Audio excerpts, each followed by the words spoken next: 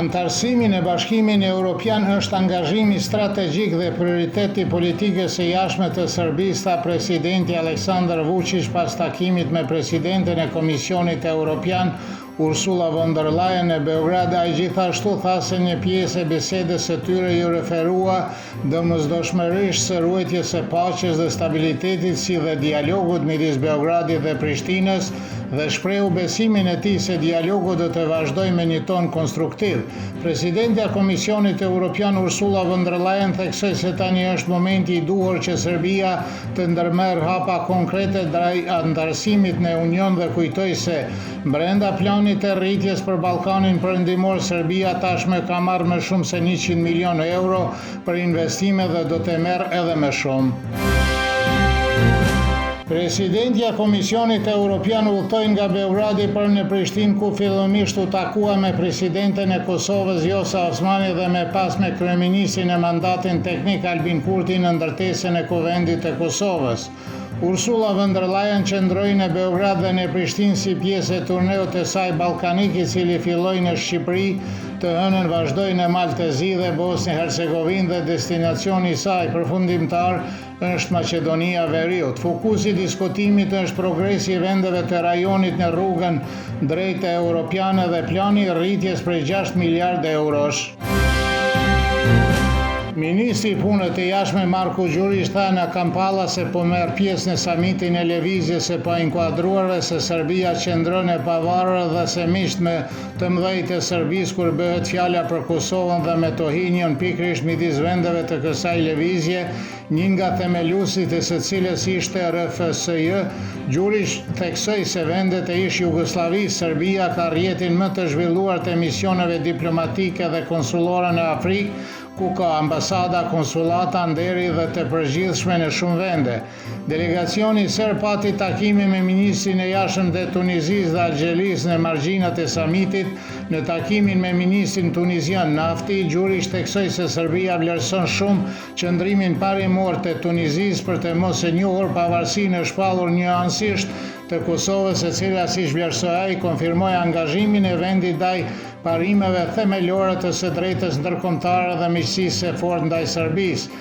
Gjatë takimit me ministrin algjerian Atafa, ministri Gjurić theksoi se Serbia e vlerëson shumë mbështetjen e Algjerisë për qëndrimin e Serbisë mbi çështje të rëndësishme kombëtare. Grafiti Kosova është zemra e Serbisë, i shkruar në gardhin mbrojtës të stadiumit të shkollës në Graçanic u ngjyros me djeme ngjyrë me kërkesë të policisë së Kosovës. Policia e Kosovës, e cila siguroi numërimin e votave nga zgjedhjet lokale, kërkoi nga drejtori i shkollës Vladimir Milkić që i gjithë gardhi mbrojtës të lyhet me ngjyrë blu, por kjo nuk ndodhi, por u bë vetëm mbi shkrimi i përmendur u ly me bojë të bardhë. Në murin mbi hyrjen e palestrës ndodhet një mural i madh kushtuar të vrarit Dimitrije Popović.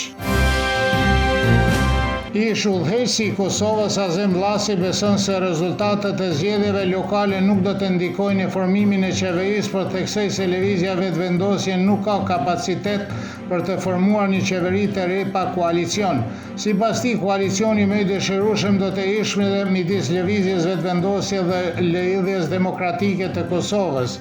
Nga ana tjetër, Bakim Salihu nga Instituti GAP vlerësoi se Partia Demokratike e Kosovës do të ulet në truezën e negociatave me lëvizjen vetvendosje, si në nivelin qendror ashtu dhe në kryeqytet para rundit të dytë të votimit. Pavarësisht paralajmërimit, mbrojtja Hashim Thaçit ende nuk ka paraqitur një kërkesë për zgjatjen e afatit për paraqitjen e provave dhe dorëzimin përfundimtar në çështjen që po zhvillohet në dhomat e specializuara të Kosovës në Hag. Sipas vezhgueshëve të gjykatës, vonesa do të vonojë shpalljen e vendimit përfundimtar kundër ish udhëheqësve të UÇK-s. Seanca e radhës është caktuar për 27 tetor, ku vazhdon dëgjimi i dëshmitarëve të propozuar nga mbrojtja e Thaçit. Ndërkohë, organizata Liria ka emër organizoi një marshim me motocikleta drejt Hagës, i cili filloi sot në mëngjes nga kompleksi memorial Adem Jashari në Prekaz. Organizatorët e marshit deklaruan se do t'i dërgojnë një thirrje Hagës që të përfundojë gjyqin e ish udhëheqësve të UÇK-s sa më shpejt të jetë mundur dhe në mënyrë të drejtë. Moti nesër në Serbi do të jetë në mëngjes i thellë dhe i ftohtë me pak mjegull, ndërsa gjatë ditës me diell dhe mesatarisht i ngrohtë. Në mbrëmje në zonat jugore dhe gjatë natës në zonat qendrore me vranësira më të forta dhe reshje shiu. Temperatura mëngjesit do të sillet nga 1 deri në 9, kurse ajo maksimale ditore nga 16 deri në 20 gradë Celsius.